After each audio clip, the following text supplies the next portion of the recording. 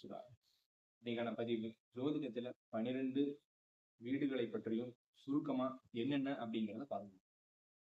முதலாவதா லக்னம். லக்னம் அப்படிங்கிறது உங்க ஜாதக கட்டத்துல எடுத்து பாத்தீங்கன்னா லா அப்படின்னு போகும். அதுதான் உங்களுடைய லக்னம். தெரியாதவங்க எடுத்து பாருங்க. அதுதான் உங்களுடைய நீங்கள் யார் அப்படிங்கிற சொல்லக்கூடியது. உங்களின் நிலை என்ன, நீங்க எப்படிப்பட்ட மனிதர், உங்களுடைய தன்னம்பிக்கை, உங்களுடைய உயிர், உங்களின் வலிமை, உங்களுடைய செயல்திறன், இதை எல்லாத்தையும் குறிக்கக்கூடியது லக்னம்.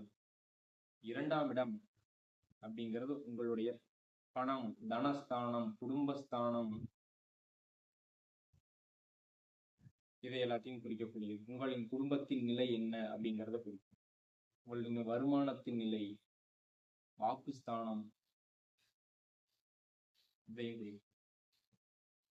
3ஆம் இடம் அப்படிங்கிறது உங்களின் இளைய சகோதரத்தின் நிலை, உங்களுடைய தைரியம், வீரியம், செயல்திறன், உங்களுடைய நண்பர்களை குறிக்கக்கூடிய வீடு.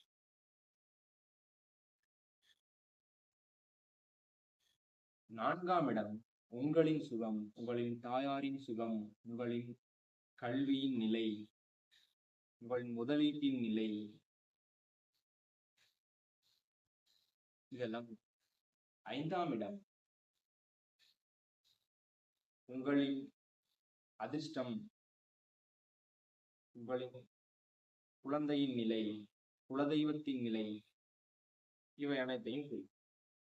6ஆம் இடம் ஒரு மனிதனுக்கு 6, 8, 12 தேவையில்லாத ஸ்தானங்கள், அதாவது நெகட்டிவான ஸ்தானங்கள் சொல்லலாம்.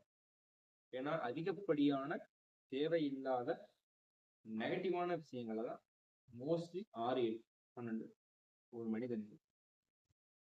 ஸோ 6ஆம் இடம் அப்படிங்கிறது ஒரு மனிதனுக்கு கடனை, நோயை, வம்பு, வழக்கு, கடன் இவற்றை கொடுக்கக்கூடியது.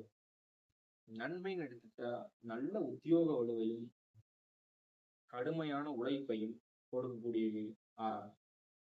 7ஆம் வீடு உங்களின்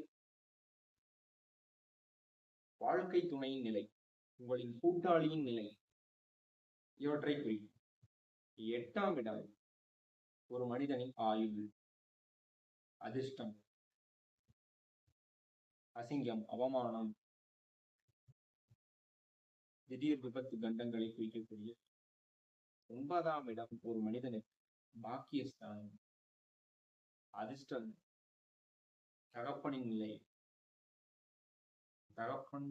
தகப்பனாதி வர்க்கத்தினால் பெரும் ஆதாயத்தை குறிக்கும்.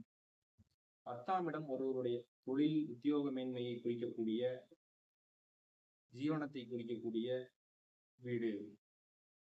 11ஆம் வீடு லாபஸ்தானம், உங்களின் ஆசைகளை அனைத்தையும் பூர்த்தி செய்யும் வீடு. பல வழிகளில் வருமானம் வருவதை உணர்த்தும் வீடு. 12ஆம் இடம் விரயஸ்தானம், அயனம், சயனம், போக சுகத்தை குறிக்கக்கூடிய, உங்களின் சுப அல்லது அசுப விரயங்களை குறிக்கக்கூடிய வீடு 12. தொடர்ந்து நம்ம சேனல்ல ஜோதிட பதிவுகள் வரும். நம்ம காணொளிகளை பார்த்து லைக் பண்ணுங்க, கமெண்ட் பண்ணுங்க, ஷேர் பண்ணுங்க, சப்ஸ்கிரைப்.